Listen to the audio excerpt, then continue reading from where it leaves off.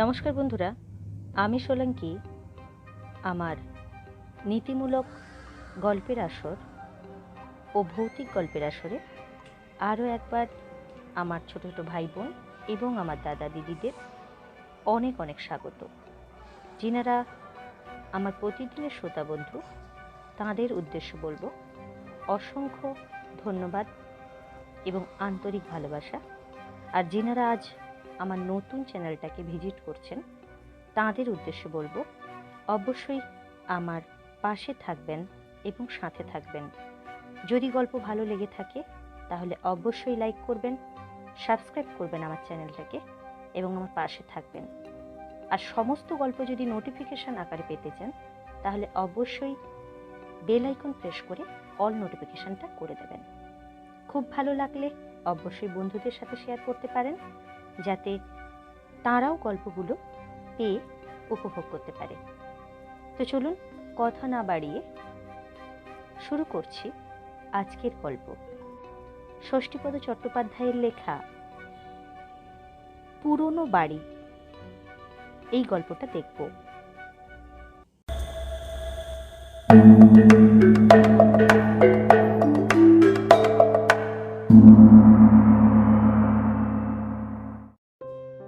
এও কিন্তু সত্যি ঘটনা। আমার জ্যাঠামণির মুখ থেকে শুনেছিলাম।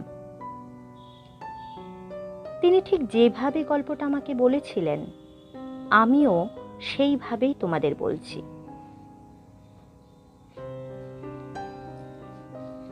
আজ থেকে প্রায় 50 বছর আগেকার কথা। আমার বয়স তখন 20 কি 22। সবে একটা ভারী অসুখ থেকে উঠেছি। ডাক্তার বললেন চেঞ্জে যেতে। একই অসুখে ভুগে অনেক টাকা খরচ হয়ে গেছে, তার উপর শরীর সারানোর জন্য বাইরেও যেতে হবে।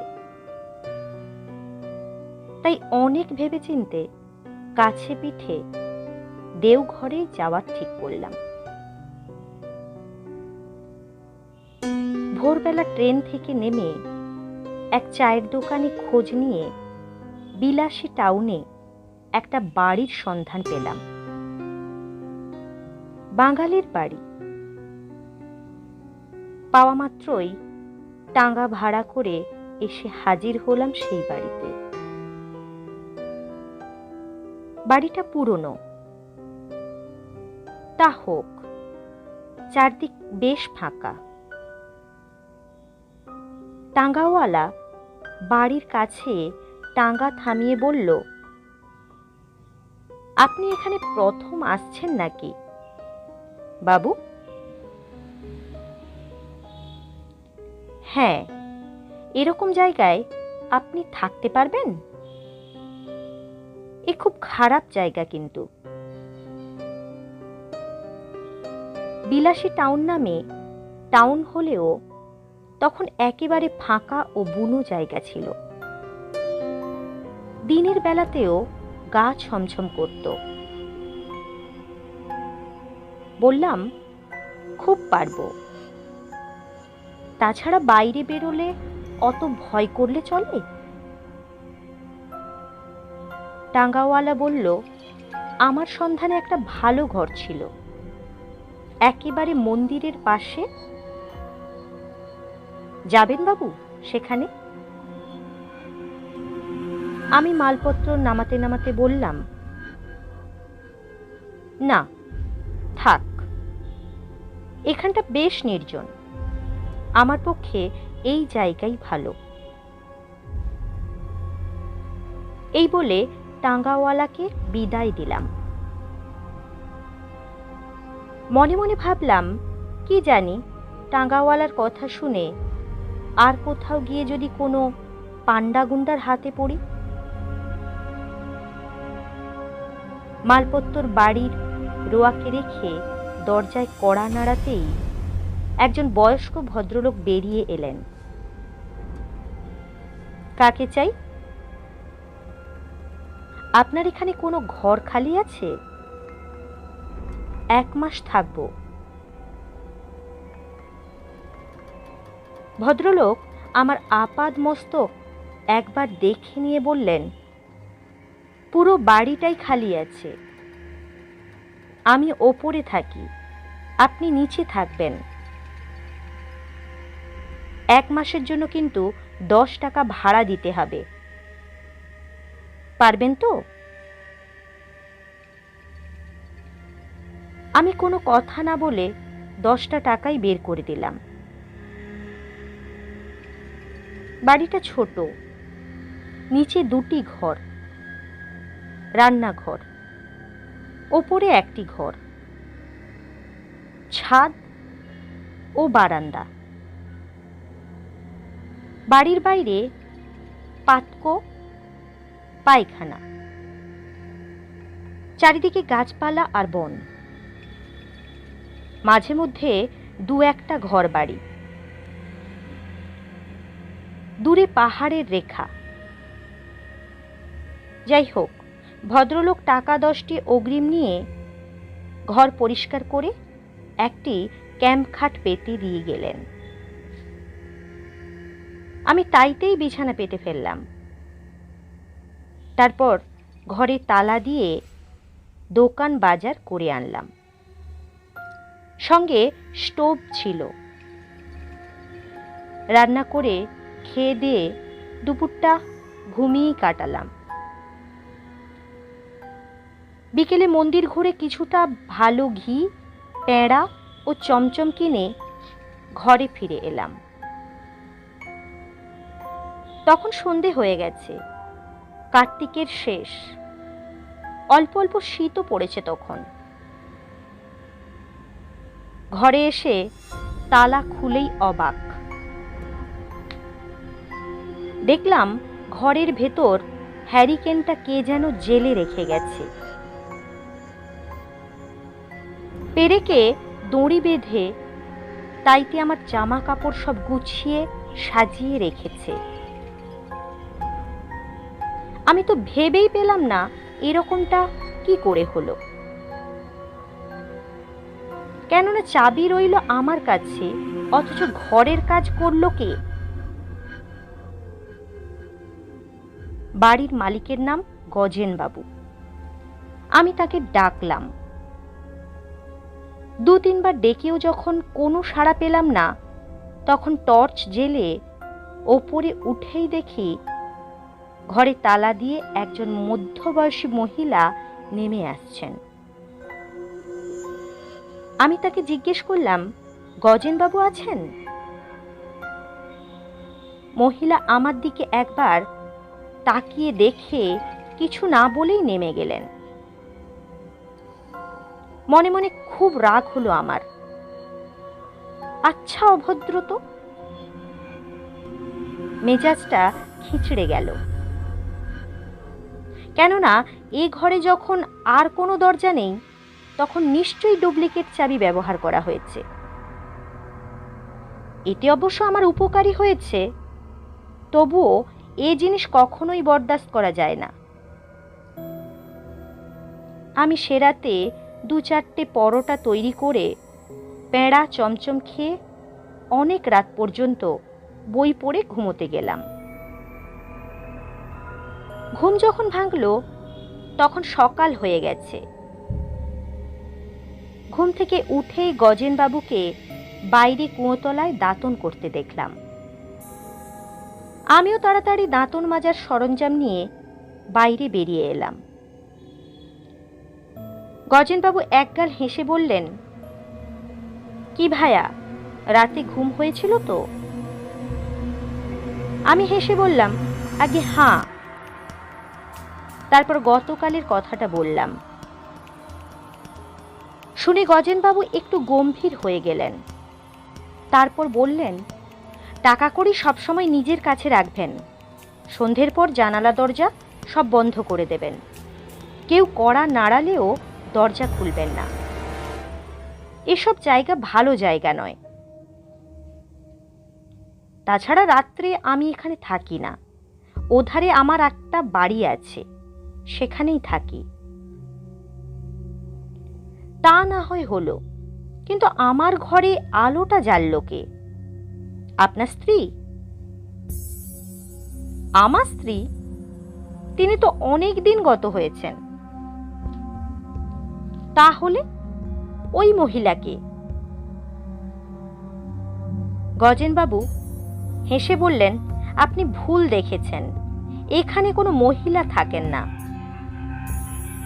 এমন সময় হঠাৎ একটা ছাগলকে হ্যাট হ্যাট করে তাড়া দিতে দিতে আমার প্রশ্নটা সম্পূর্ণ এড়িয়ে কেটে পড়লেন গজেনবাবু। এরপর সারাদিনে যতবারই গজেনবাবুর সঙ্গে দেখা হলো ততবারই তিনি আমাকে এড়িয়ে যেতে লাগলেন। আজ তাই ঠিক করলাম বেলাবেলি মানে সন্ধ্যের আগেই এখানে ফিরে এসে দাঁড়িয়ে দেখব কে কিভাবে ঘরে ঢোকে। তাই করলাম। সন্ধ্যের আগেই ফিরে এসে দূরে দাঁড়িয়ে বাড়িটার দিকে তাকিয়ে রইলাম। সন্ধ্যাটি যেই উত্তীর্ণ হলো অমনি দেখলাম আলো জ্বলে উঠল ঘরের ভেতর। ভয়ে কাঁটা দিয়ে উঠল গায়ে। চারদিক নিস্তব্ধ, নিঝুম, কেউ কোথাও নেই। আমি টর্চের আলো পথ দেখে ঘরে যেতে গিয়ে তালা খুলেই যা দেখলাম তাতেই সারা শরীর রোমাঞ্চিত হয়ে উঠল। দেখলাম আমার এঁটো বাসনপত্তর কে যেন মেজে ঝকঝকে করে রেখেছে। এলোমেলো বিছানা পরিপাটি করে আমার রাতের খাবারটি পর্যন্ত তৈরি করে রেখেছে। বুকের রক্ত হিম হয়ে গেল। এ কোথায় এসে উঠেছি আমি? কাউকে যে ডাকবো ভয়ে গলা দিয়ে স্বর বেরোচ্ছে না। গজেনবাবুও সন্ধ্যের পর থাকেন না এখানে। কেন যে থাকেন না তা এবার বুঝতে পারলাম। শুধু বুঝতে পারলাম না ওই মহিলাটি কে।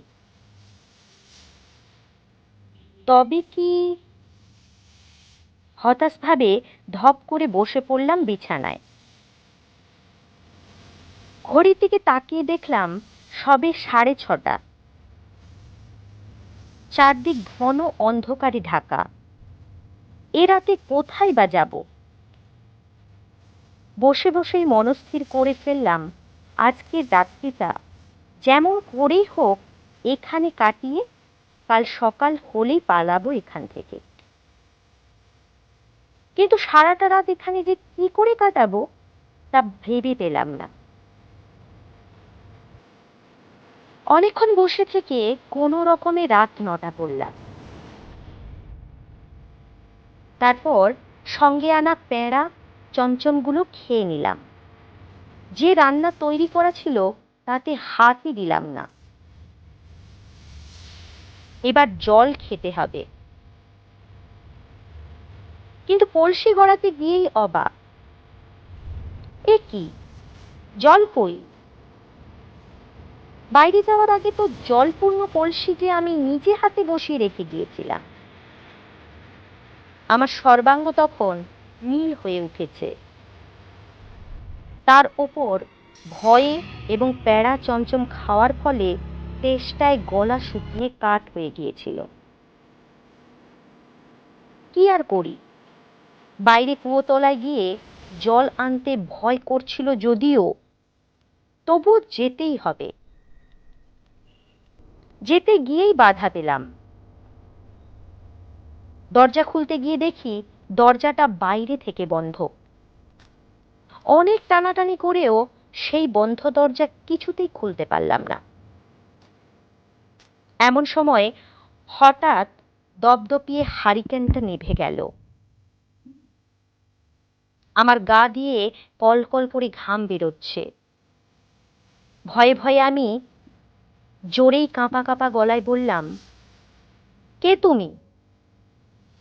কে আমাকে এভাবে ভয় দেখাচ্ছ?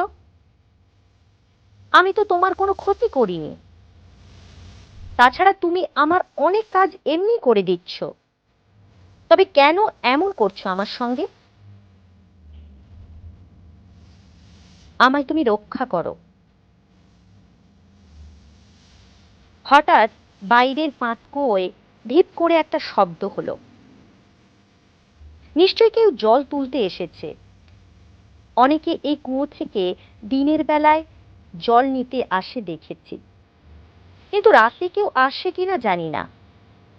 কি করেই বা জানবো? সবে তো একটা দিন এসেছি। তাড়াতাড়ি জানালা খুলে কুয়ো তলার তাকাতেই দেখলাম কুয়োর পাড়ে একটা হ্যারিকেন জ্বলছে। আর তারপরেই যা দেখলাম সে এক বীভৎস ব্যাপার। কুয়োতলায় ভাঙা পায়খানার ধারে বড় একটা গাছের ডালে সেই মহিলা গলায় দড়ি দিয়ে ঝুলছেন। কি ভয়ঙ্কর সেই দৃশ্য! জিভটা এক হাত বেরিয়ে এসেছে, মুখটা যন্ত্রণায় বিকৃত হয়ে গেছে, আর ঠেলে বেরিয়ে আসা বড় বড় চোখ দুটো এক দৃষ্টে তাকিয়ে আছে আমার দিকে। আমি জ্ঞান হারিয়ে ফেললাম। পরদিন সকালে যখন চোখ মেললাম তখন দেখলাম ঘর ভর্তি লোক। গজেনবাবু আমার মাথার কাছে বসে হাওয়া করছেন। আমি আস্তে আস্তে উঠে বসলাম। তারপর সব কিছু খুলে বললাম সকলকে। আমার বৃত্তান্ত শুনে প্রত্যেকেই বকাবকি করলেন গজেনবাবুকে। আমি তখনই মালপত্র গুছিয়ে নিয়ে স্টেশনে চলে এলাম। আর থাকে কেউ ওখানে? লোকমুখে শুনলাম যে মহিলা আমি গলায় দড়ি দিয়ে ঝুলতে দেখেছি উনি গজেনবাবুর স্ত্রী। তার বর্তমানে গজেনবাবু দ্বিতীয়বার বিবাহ করায় ভদ্রমহিলা ওই গাছের ডালে গলায় দড়ি দিয়ে আত্মহত্যা করেছিলেন। তো বন্ধুরা, গল্পটা কেমন লাগলো অবশ্যই আমাকে কমেন্ট করে জানাবেন। যদি ভালো লেগে থাকে অবশ্যই লাইক করবেন। আর নতুন বন্ধুদের উদ্দেশ্যে বলছি, যদি আমার গল্প ভালো লেগে থাকে তাহলে আমাকে সাপোর্ট করবেন, আমার পাশে থাকবেন। তার জন্য আমার চ্যানেলটাকে সাবস্ক্রাইব করে অবশ্যই বেল আইকন প্রেস করে দেবেন। তাহলে আমি যখন যেইরূপ ভিডিও নিয়ে উপস্থিত হব সময় মতো সেগুলো আপনারা নোটিফিকেশন আকারে আপনাদের ফোনে পেয়ে যাবেন। আর আমার পুরনো বন্ধুদের উদ্দেশ্যে আরও একবার বলছি অসংখ্য ধন্যবাদ। নতুন বন্ধুদের উদ্দেশ্যে বলছি অসংখ্য ধন্যবাদ আমার গল্পটা শোনার জন্য। চলুন, যতক্ষণ পর্যন্ত না আমি নতুন গল্প নিয়ে উপস্থিত হচ্ছি ততক্ষণ পর্যন্ত সবাই ভালো থাকবেন, সুস্থ থাকবেন। ধন্যবাদ।